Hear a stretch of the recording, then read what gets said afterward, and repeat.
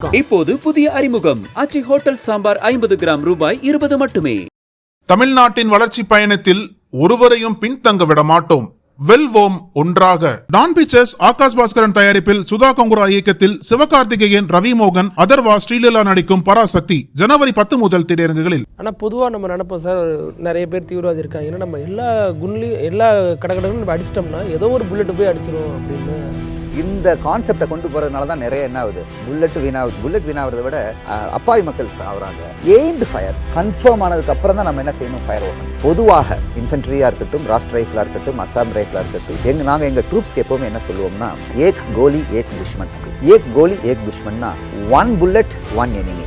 நான் சொல்லிட்டேன், அங்கேருந்து வருவாங்க தீவிரவாதி, நான் நின்றுட்டு இருக்கிறேன், கீழே வந்து மெஷின் கன்னோட ஒரு ஜோடி இருக்கிறாங்க. நான் சொன்னேன், நான் தோலில் டச் பண்ணும்போது மட்டும் நீ வந்து ஃபயர் பண்ணுங்க. தோலில் டச்சே பண்ணல, அவங்களுக்கு அப்படியே விடவிடன்னு இருக்குது, அவன் வந்துகிட்டு இருக்கிறான். 200 மீட்டர் பார்த்துட்டோம். உடனே எல்லாம் கூட்டமாக நம்ம திருவிழாவில் போகிற மாதிரிலாம் வரமாட்டான். ஒரு ஆள் போவார், ஆள் இல்லாமல். இன்னும் சில நேரங்கள் என்ன தெரியுமா செய்வான், ஊரில் இருக்கிறவனை போக சொல்லுவான். சாதாரண பிரஜை குடியானவன், அவன் தெரிஞ்சு அவன் போய் கிளியர் ஆனதுக்கப்புறம் அவன் ஒரு சமிக்கை கொடுப்பான், சிக்னல் கொடுப்பான். அதுக்கப்புறம் தான் இவங்க வருவாங்க.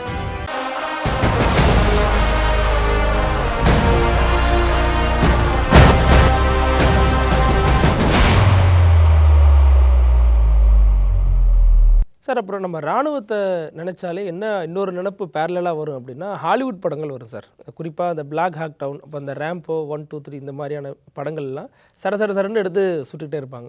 ஸோ நம்ம இராணுவமும் அப்படிலாம் சுட்டிருக்காங்களா? நீங்கள் இருக்கும்பொழுது அந்த மாதிரியான சீன்லாம் பார்த்துருக்கீங்களா சார்?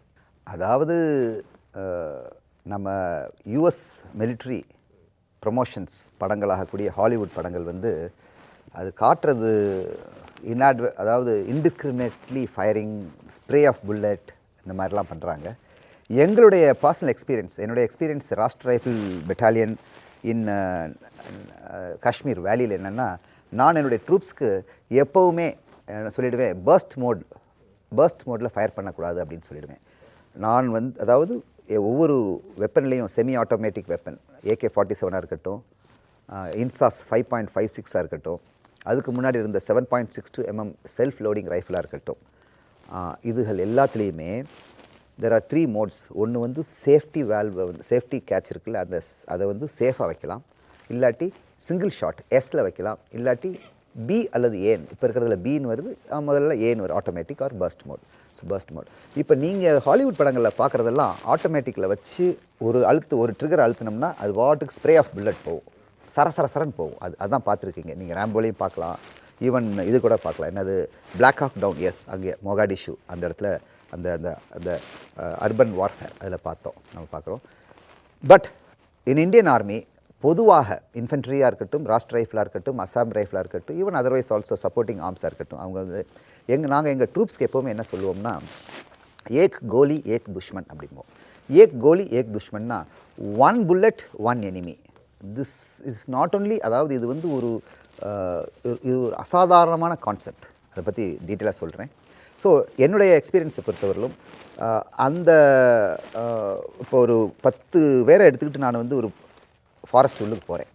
அதாவது ஃபாரஸ்ட் காஷ்மீரில் தங்தார் அல்லது குப்வாடா அல்லது ஹண்ட்வாரா இந்த மாதிரி இடங்களில் ஃபாரஸ்ட் இருக்குது. அந்த ஃபாரஸ்ட்டில் 10 பேர் எடுத்துகிட்டு போகும்போது கொஞ்சம் தூரம் தான் நம்ம சைட் கான்டாக்டில் இருப்போம். அதுக்கப்புறம் என்ன ஆகிடுவோம், பிரிஞ்சு போயிடுவோம். கொஞ்சம் தள்ளி போக பிரிஞ்சிருவோம். பிரியும் போது நீங்கள் கொஞ்சம் நேரம் கழித்து நம்மளே டைரக்ஷனல் டிஸ்ஓரியன்டேஷன் ஆகிடும். முன்னாடி பின்னாடி யார் இருக்காங்கன்னு தெரியாது. ஸோ நீ பஸ்ட் மோட் அடிச்சேன்னா எதிரி அடிக்கிறத விட நம்ம ஓன் ட்ரூப்ஸை அடிக்கிறதுக்கோ அல்லது ஓன் ட்ரூப்ஸ் அதனால் கேஷுவலிட்டி ஆகிறதுக்கோ ரொம்ப சான்சஸ் இருக்குது. ஸோ நான் என்ன செய்வேன்னா, ஆல்வேஸ் என்ன செய்யுங்க, சிங்கிள் ஷாட்டில் வைங்கம்மே. அண்டு கூடிய மட்டும் எய்ம்டு ஃபயர் பண்ணுங்கம்மே. ஹிப் ஃபயர் பண்ணக்கூடாது. நான் ஹிப் ஃபயர் பண்ண விடவே மாட்டேன். சிம்பிளி அது வந்து band in my way of handling. நம்ம கம்பெனிலே இருந்தோம், பெட்டாலியனில் இருந்தோம். ஹிப் ஃபயர் பண்ணவே விட மாட்டேன். எய்ம்டு ஃபயர் பண்ணுங்கள், சிங்கிள் ஷாட் பண்ணுங்கள். சிங்கிள் ஷாட் தெரிஞ்சதுக்கப்புறம் நம்மளுடைய துருப்பு சீட்டை வந்து வெளியே விடவே கூடாது. ஒரு இடத்துல ஃபாரஸ்ட்டில் நீ ஃபயர் பண்ணிட்டேன்னா உன்னுடைய பொசிஷனை நீ ரிவீல் பண்ணிட்ட. எங்கேருந்து வேணாலும் நம்ம என்ன செய்ய முடியும், நம்மளால் அவங்கள வந்து என்ன செய்ய முடியும், எங்கேருந்து வேணாலும் அதை நம்மளை பின் பாயிண்ட் பண்ணி நம்மளை டெஸ்ட்ராய் பண்ண முடியும். ஸோ நீங்கள் வந்து சிங்கிள் ஷாட் ஃபயர் பண்ணுங்கள் அண்டு எய்ம்டு ஃபயர் பண்ணுங்கள் அண்ட் லாஸ்ட் வரலும் ஃபயர் பண்ணாதீங்க. இன்னும் சொல்ல போனோம்னா ஐ ஸ்டில் ரிமெம்பர் ஒரு ஒரு ஒரு ஆக்டிவிட்டி, அது it maybe operationally very relevant. நான் சொல்லிட்டேன், அங்கேருந்து வருவாங்க தீவிரவாதி, நான் நின்றுட்டுருக்கிறேன், கீழே வந்து மெஷின் கன்னோட ஒரு ஒரு ஜோடி இருக்கிறாங்க, 1 LMG 1 and LMG 2. நான் சொன்னேன், நான் தோலில் டச் பண்ணும்போது மட்டும் நீ வந்து ஃபயர் பண்ணுன்றேன். தோலில் டச்சே பண்ணல, அவங்களுக்கு அப்படியே விடவிடன்னு இருக்குது. அவன் வந்துக்கிட்டு இருக்கிறான், 200 மீட்டர் பார்த்துட்டோம். ஒரு இதில் ஒரு தீவிரவாதி வந்து என்னது AK-47 நீட்டிகிட்டு இருக்குது, கிளியர் தீவிரவாதி தெரிஞ்சிருச்சு. 200 மீட்டர் நாங்கள் ஒன்றும் செய்யலை, ஒன்றும் அவன் தோலை டச் பண்ணல. அவனுக்கு தெரியும் டச் பண்ணால் தான் ஃபயர் பண்ணணும்னு அவனுக்கு தெரியும். டச் பண்ணால் அதுவும் LMG கூட லைட் மெஷின் கண்ணை கூட என்ன எப்படி கான்செப்ட் வச்சுருந்தேன்னா பர்ஸ்ட் ஆஃப் 2 to 3 டர் டர் அவ்வளோதான். அதுவும் கிட்டத்தட்ட எய்ம்டு ஃபயர், இப்படி பிடிக்கணும். அங்கேருந்து வர்றாரு, 200 மீட்டர் வந்துட்டார், 3 பேர் 1 2 3. முன்னாடி இருக்கவங்ககிட்ட யாருமே ஆயுதம் கிடையாது, அது வந்து கைடுன்னு சொல்லுவாங்க. கைடுன்னு என்னது, கூட்டிகிட்டு போகிறவங்க. அவன் வந்து ஆயுதம் கிடையாது, அவனுக்கு சுட்டாலும் நம்ம மாட்டிக்குவோம், புரியுதுங்களா? ஆனால் ரொம்ப லாவகமாக தப்பிச்சிருவான். 2வது இருக்கிறவர் வந்து அந்த I think he's a militant. 3வது இருக்கிறவனும் மிலிட்டன்ட் தான், 2. ஸோ 2 பேரை கூட்டிகிட்டு கைடு வந்து ஒரு இடத்துல இன்னொரு இடத்துக்கு வர்றான். ஒரு குறுகலான பாதை, 200 மீட்டருக்கு முன்னாடி எங்களுக்கு தெரிஞ்சிருச்சு. நான் அவனை டச் பண்ணல, யாரை LMG 1ஐயும் டச் பண்ணல, 2ஐயும் டச் பண்ணல. அவங்களுக்கு சொல்லிட்டேன், நான் டச் பண்ணால் மட்டும்தான் நீ என்ன செய்யணும், எய்ம் பண்ணி 2 3 பஸ்ட் டர் அப்படி, அவ்வளோதான். 150 மீட்டர் வர்றான், டச் பண்ணல. மணி சாயந்தரம் 6, வின்டர் அதாவது கண்கருன்னு இருட்டு. 150 மீட்டர் நாங்கள் டச் பண்ணல. இது ஒரு குப்பாடால ஒரு இடம், இன்னும் பக்கம் வர்றோம். இப்போ 100 மீட்டர் டச் பண்ணல. இதில் 200 மீட்டரில் வந்து அவனுடைய சிலவுட் ஒழுங்காக தெரியாது, 100 மீட்டரில் தாடியெல்லாம் தெரிய ஆரம்பிச்சிடும். காது தெரியும், இந்த காதுனுடைய இது வந்து 100 மீட்டரில் தெரியும். அவனுடைய கை விசிறதெல்லாம் தெரிஞ்சிடும். வேகமாக வர்றான், 75 மீட்டர், ஒன்றும் சொல்ல, டச் பண்ணல. நான் ரொம்ப அதாவது வெரி சஸ்பென்ஸ் மூமெண்ட்ஸ் இது. இவங்களுக்கா எவ்வளோ கஷ்டமாக இருக்கும். அவன் சுட்டா நம்ம 3 பேரும் செத்து போயிடுவோம். அங்கே தான் ஹோல்டு பண்ணணும். அதுதான் இந்திய இராணுவம். அந்த லாஸ்ட் மொமெண்ட் வரலும் ஹோல்டு பண்ணுறதுல தான் நம்மளுடைய என்னது ஷுவர் ஷாட் விக்ட்ரி இருக்குது.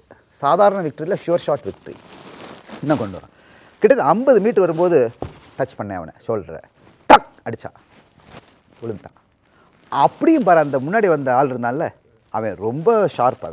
அவன் அப்படியே என்ன செஞ்சுட்டான், அந்த அந்த பாதையில் இருக்கிற அந்த பிரிட்ஜில் இருந்து வந்துகிட்டு இருந்தது, குதிச்சிட்டான். இதில் தண்ணியில், அவ்வளோ ஜில் வாட்டரில் அவ்வளோ ஃபாஸ்ட்டாக ஓடிட்டு இருக்கு தண்ணி, குதிச்சிட்டான். ஏன்னா புல்லட்டில் அடிபட்டு சாவறதோட அட்லீஸ்ட் இங்கே ஸ்கோப்பாக இருக்கு. மீது 2 பேர்த்தில் ஒருத்த மேலே அடித்தது, அவன் அங்கேயே சுருண்டுட்டாப்பில். இன்னொரு ஆள் வந்து செகண்ட் தட்டினோட செகண்ட்லேயும் அடித்தாங்க. அதுக்குள்ளே ஒன்ஸ், அதாவது ஃபஸ்ட் ஷாட் தான் வந்து ஷியோர் ஷாட், அதுக்கப்புறம் அது லக்கு தான். செகண்ட் ஆள் அடிக்கிறதோ அடிக்காத லக்கு. ஆனால் என்ன ஆயிடுச்சு, நெக்ஸ்ட் டே வந்து எங்களுக்கு ஒரு 15 கிலோமீட்டர் டவுன் ஸ்ட்ரீமில் வந்து ஒரு டெட் பாடி கிடச்சிது. அந்த டெட் பாடியை கோரிலேட் பண்ணிட்டோம். ஸோ இப்போ என்ன ஆயிடுச்சு, 3 பேர் வந்தாங்க, ஒருத்தன் விழுந்தான், எங்கன்னு தெரியல, அவன்கிட்ட வெப்பன் இல்லை, கைடு, இன்னொருத்தன் வெப்பன் இருக்கிறவன், செகண்ட் ஆள், எல்லாம் விட்டு வருவாங்க. அவங்க ரொம்ப டாக்டிக்ஸில் ரொம்ப தீவிரமாக இருப்பாங்க. உடனே எல்லாம் கூட்டமாக நம்ம திருவிழாவில் போகிற மாதிரிலாம் வரமாட்டான்.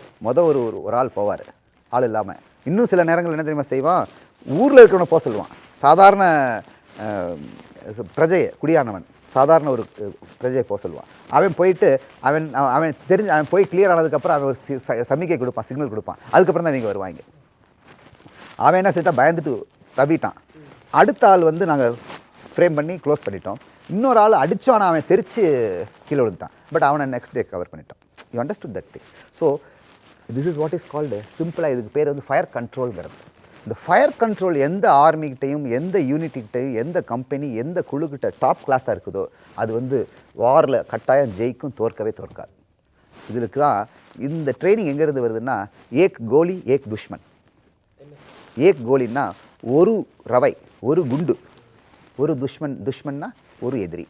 இது வந்து சாதாரணமான கான்செப்ட் கிடையாது. இது இந்த காலகட்டங்களில் it is a great concept for conservation of energy and effort. புரியுதுங்களா? ஒரு ஆள் ஒரு குண்டுலேயே க்ளோஸ் அப் பண்ணிடலாம். ஆனால் அந்த ஆளுக்கு வந்து 100 குண்டை போட்டோம்னா என்ன அர்த்தம்? மீது 99 குண்டுகளை என்ன செய்கிறீங்க நீங்கள்? வேஸ்ட் பண்ணுறீங்க. So waste avoidance and conservation of efforts and energy and ரிசோர்ஸஸ்க்கு வந்து இந்த ஏக் கோலி ஏக் துஷ்மன், ஆக்சுவலி ஏக் கோலி ஏக் துஷ்மன் முடியாது. பட் நம்மளுடைய எஃபர்ட் என்னவாக இருக்கணும், நம்மளுடைய எண்டவர் என்னவாக இருக்கணும், அதை நோக்கி போய்கிட்டே இருக்கணும். ஆனால் பொதுவாக நம்ம நினைப்போம் சார், நிறைய பேர் தீவிரவாதி இருக்காங்க, ஏன்னா நம்ம எல்லா குண்ட்லையும் எல்லா கடகடன்னு நம்ம அடிச்சிட்டோம்னா ஏதோ ஒரு புல்லெட்டு போய் அடிச்சிரும் அப்படின்னு. அது வந்து ஒரு ராங் ஃபேலசி, அது ராங்கான மோஸ்ட் ராங். இது இந்த கான்செப்டை கொண்டு போகிறதுனால தான் நிறைய என்ன ஆகுது, புல்லட் வீணாகிறத விட அப்பாவி மக்கள் ஆகுறாங்க. Aimed fire, single round and confirm ஆனதுக்கப்புறம் தான் நம்ம என்ன செய்யணும், ஃபயர் ஓப்பன் பண்ணணும். எங்கேயோ 2 கிலோமீட்டர் வரதுக்கு முந்தையே ஃபயர் ஓப்பன் பண்ணிட்டோம்னா முடிஞ்சது. நம்ம இங்கே இருக்கோம்னு தெரிஞ்சு அவன் இங்கே வரவே மாட்டான், அப்படியே போயிடுவான். இல்லை நம்ம இங்கே இருக்க க்ளோஸ் குவார்ட்டர் பேட்டில் நம்மளை க்ளோஸ் பண்ணிடுவாங்க அந்த மாதிரி. ஸோ இந்த ஏக் கோலி ஏக் துஷ்மன் வந்து ஆர்மியினுடைய தாரக மந்திரம். இது வந்து நம்ம வந்து எந்த யூனிட்டோ எந்த சப் யூனிட் எந்த வந்து பிளட்டூன் எந்த செக்ஷன் இதை ப்ராப்பராக ஃபாலோ பண்ணுறாங்க, ஃபயர் கண்ட்ரோலை ஃபாலோ பண்ணுறாங்களோ அந்த யூனிட் செக்ஷன் அண்டு பிளட்டூன் மிக சிறப்பாக என்ன வரும், சண்டையில் ஜெயிக்கும். ஓகே.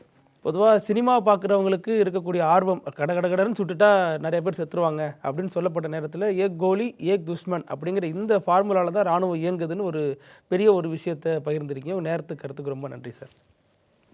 ஆசிரியர்களுக்கு நண்பனாகவும் மாணவர்களுக்கு ஆசானாகவும் திகழும் தேர்வு வழிகாட்டி, ஒவ்வொரு பாடத்திற்கும் அனுபவமிக்க ஆசிரியர்களின் துல்லியமான தெளிவான விடைகள். CNC இருக்கு, தேர்வு பயம் எதற்கு?